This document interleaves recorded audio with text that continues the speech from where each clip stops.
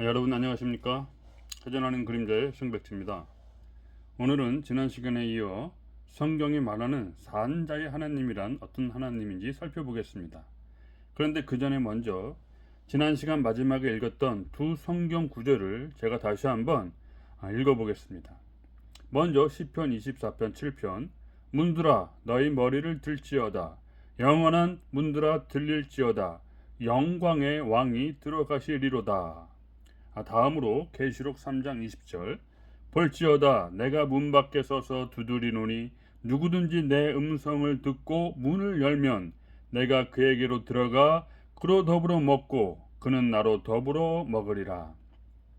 이 두 말씀을 제가 성령으로 조합하면 이렇게 될 것 같습니다. 볼지어다 내가 문 밖에 서서 두드리노니 문들아 너희 머리를 들지어다 문들아 너희 머리를 들지어다 누구든지 내 음성 듣고 문을 열면 영원한 문들아 들릴지어다 영원한 문들아 들릴지어다 내가 그에게로 들어가 그로 더불어 먹고 그는 나로 더불어 먹으리라. 아멘. 지난 시간 내용을 간단히 정리해 보겠습니다.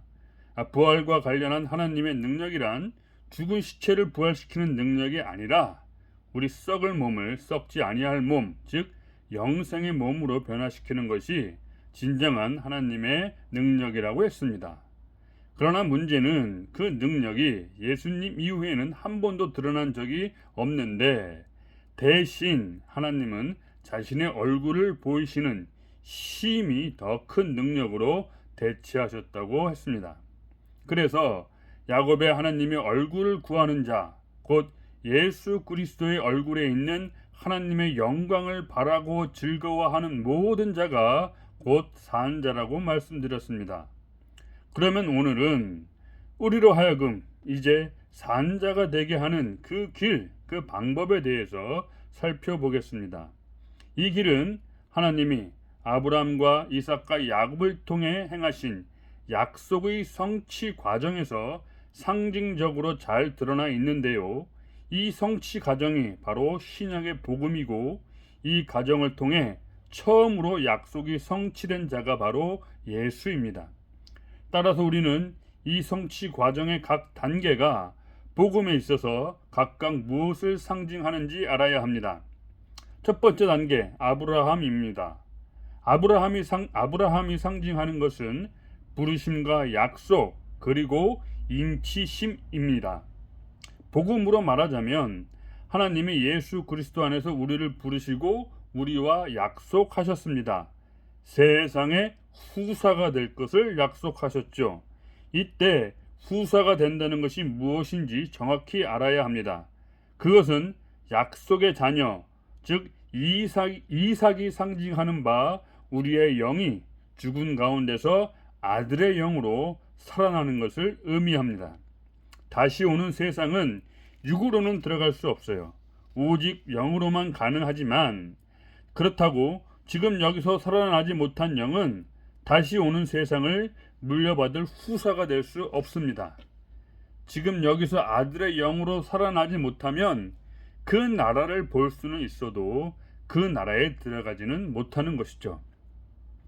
우리가 이러한 사실을 깨닫고 후사에 대한 약속, 곧 우리 영을 아들의 영으로 다시 살리실 것을 믿으면 하나님이 이 믿음을 보시고 우리를 의롭게 여기십니다. 또한 그 약속에 대한 증거로 우리의 의를 인치시는데 그것이 바로 성령입니다. 창세기 15장 하나님과 아브라함이 서로 약속을 체결하는 장면이 나오죠. 17절 해가 져서 어두울 때 연기나는 풀무가 보이며 타는 햇불이 쪼갠 고기 사이로 지나더라. 18절 그날의 여호와께서 아브라함으로 더불어 언약을 세워 가라사대. 쪼갠 고기는 고대 근동 지방의 풍습에 따르면 두 계약자 사이에 계약이 성립하였음을 뜻합니다. 즉 아브라함은 쪼갠 고기로 자신이 계약자임을 증거했고 눈에 보이지 않으신 하나님은 그 쪼갠 고기 사이로 타는 햇불을 지나가게 하심으로 하나님 쪽에서의 계약도 성립하였음을 증거하셨습니다. 자, 이 상징은 복음에 있어서 매우 중요합니다. 즉 우리 쪽에서는 그 후사에 대한 약속을 믿는다면 아브라함의 쪼갠 고기가 상징하는 바 하나님의 법과 율례를 지킴으로써 우리가 계약의 한쪽 당사자임을 우리 스스로 증거해야 하고, 반면 눈에 보이지 아니하시는 하나님은 타는 햇불이 상징하는 바 성령을 주심으로 하나님 또한 그 계약의 당사자임을 증거하셔야 하는 것이죠. 그리하여 하나님도 의로우시고 우리 또한 의롭다 하심에 이르게 되는 것입니다. 자, 두 번째 단계는 이삭이죠. 성경에서 이삭은 아브라함과 야곱에 비하면 적게 언급되어 있지만 사실은 매우 중요한 상징을 가집니다. 이삭은 출생의 비밀이 있어요. 창세기를 자세히 읽어보면 알겠지만 아브라함이 첫 하갈을 통해 아들 이스마엘을 낳을 때와 본 부인 사레를 통해 이삭을 낳을 때 성경의 기록에 차이가 있습니다. 창세기 16장 4절, 아브라함이 하갈과 동침하였더니 하갈이 잉태했다고 기록되어 있습니다. 하갈하고는 동침했다는 기록이 있어요. 반면 사레가 이삭을 잉태했을 때는 아브라함이 사레와 동침했다는 기록이 없습니다. 대신 창세기 21장 1절에서 2절, 여호와께서 그 말씀대로 사라에게 행하셨으므로 사라가 잉태하고 라고 기록되어 있습니다. 그 말씀대로 사라에게 행하셨으므로. 자, 이는 마치 신약 성경에서 마리아가 예수를 성령으로 잉태했다는 표현을 연상케 합니다. 그래서 사도 바울은 갈라디아서 4장 2절에서 이삭을 하나님의 약속에 의해 성령을 따라 난 자, 곧 약속의 자녀로 표현하고 있는 것이죠. 이러한 이삭의 출생의 비밀은 복음에 있어서 매우 중요한 상징을 가집니다. 앞서 말한 대로 우리의 영이 성령에 의해 약속의 자녀, 즉 하나님의 아들의 영으로 태어나는 것을 상징하는 것이죠. 창세기 21장 1절 2절 다시 한번 읽어보면 여호와께서 그 말씀대로 사라를 권고하셨고 그 말씀대로 사라에게 행하셨으므로 사라가 잉태하고. 자, 여기 그 말씀대로라는 표현이 두 번이나 반복해서 등장합니다. 그렇습니다. 복음 안에서 우리를 후사로 세우시겠다고 말씀하셨으니 우리가 그 믿음에 흔들리지 않고 견고하게 서 있으면 하나님은 그 말씀하신 대로 우리를 권고하셔서 하나님의 정하신 기한에 미쳐 우리의 영을 아들의 영으로 다시 살아나게 하시는 것입니다. 예수는 그 보증수표라고 할 수 있어요. 또한 이삭은 번제 제물로 드려지기도 했는데 이 사건 또한 복음에 있어서 매우 중요한 것을 상징하죠. 히브리서 11장 19절, 저가 하나님이 능히 죽은 자 가운데서 다시 살리실 줄로 생각한지라 비유컨대 죽은 자 가운데서 도로 받은 것이니라. 그렇습니다.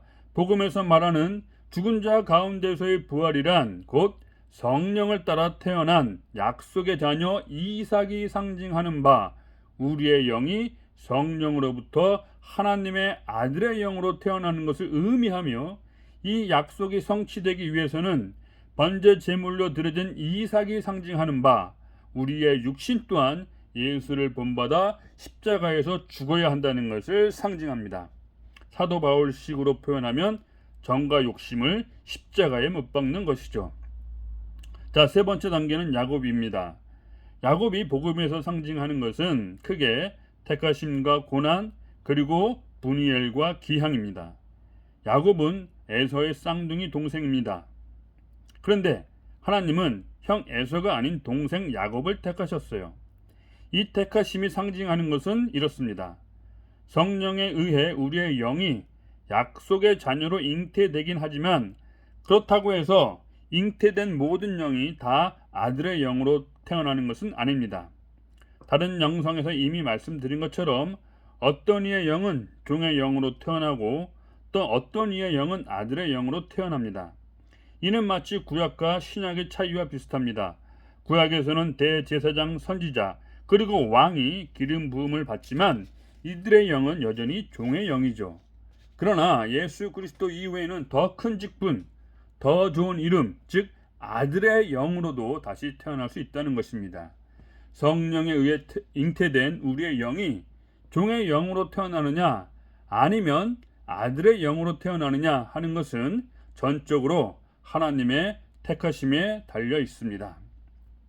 자, 다음으로 야곱은 고향을 떠나 외손촌 집에서 14년간 종로로 타다가 고향으로 돌아오게 되는데, 이때 야곱의 고난이 상징하는 것은 분이엘, 곧 하나님의 얼굴을 보고 안식하기까지 믿음의 연단과 오래 참음이라는 시간이 필요함을 상징하는 것이죠.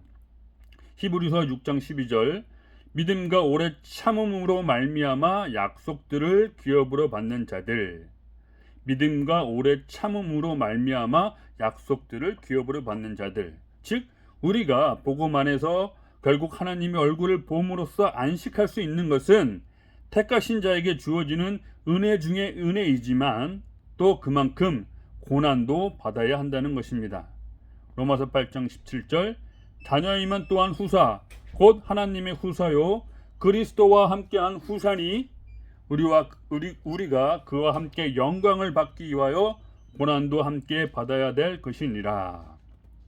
자, 세 번째, 야곱은 고향을 바로 앞에 두고 야복 나루에서 어떤 사람과 밤새도록 씨름하고는 그곳 이름을 분이엘이라고 부르면서 말하기를, 창세기 32장 30절, 내가 하나님과 대면하여 보았으나 내 생명이 보존되었다고 했습니다. 이 분이엘 사건이 복음에 있어서 상징하는 것은 결국 하나님의 얼굴에 있는 영광을 우리에게 보이시는 것입니다. 그날의 골방 어둠 속에서 에스겔에게 보이신 하나님의 영광의 형상의 모양의 빛을 내게 비치셨던 것처럼 말입니다. 고린도후서 4장 6절에 이런 말씀 있죠. 어두운 데서 빛이 비치리라 하시던 그 하나님께서 예수 그리스도의 얼굴에 있는 하나님의 영광을 아는 빛을 우리 마음에 비치셨느니라. 자, 마지막으로 야복나루를 건너 고향으로 돌아간 것은 복음에서의 안식을 상징합니다. 히브리서 4장 9절에서 11절, 그런즉 안식할 때가 하나님의 백성에게 남아있도다. 이미 그의 안식에 들어간 자는 하나님이 자기 일을 쉬심과 같이 자기 일을 쉬느니라. 그러므로 우리가 저 안식에 들어가기를 힘쓸지니 이는 누구든지 저 순종치 아니하는 본에 빠지지 않게 하려 함이라. 여러분, 복음은 싸구려 자판기 커피가 아닙니다. 복음은 아브라함, 이삭, 야곱으로 상징되는 약속의 성취 과정입니다. 즉 복음에는 처음과 끝이 있어요. 믿음으로 시작하여 믿음으로 끝나지만 그 성취 과정에서 어떤 이는 출애굽한 모세와 백성들처럼 약속의 땅에 들어가지 못하고 죽거나 믿음을 버리는 이들도 있을 것이고, 또 어떤 이들은 택하심을 따라 되는 하나님의 은혜로 인해 약속을 기업으로 받아 안식하는 자들도 있을 것입니다. 어쨌든 이 약속의 성취 과정을 붙잡고 믿음의 경주와 오래 참음의 연단을 감사함으로 견디는 모든 자들, 그래서 그리스도 예수 안에서 하나님의 얼굴을 바라고 즐거워하는 모든 자들이 곧 산자들인 것입니다. 다시 한번 예수님의 말씀을 상기하며 끝내도록 하겠습니다. 마가복음 12장 26절, 나는 아브라함의 하나님이요 이삭의 하나님이요 야곱의 하나님이로라 하신 말씀을 읽어보지 못하였느냐.